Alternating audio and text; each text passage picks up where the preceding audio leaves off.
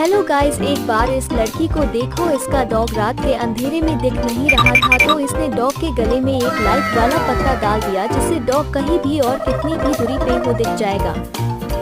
आप जरा इन बिलियन की छलांग पर नजर डालें, देखते हैं किनसे कैट कितनी हाइट तक छलांग लगा सकते हैं।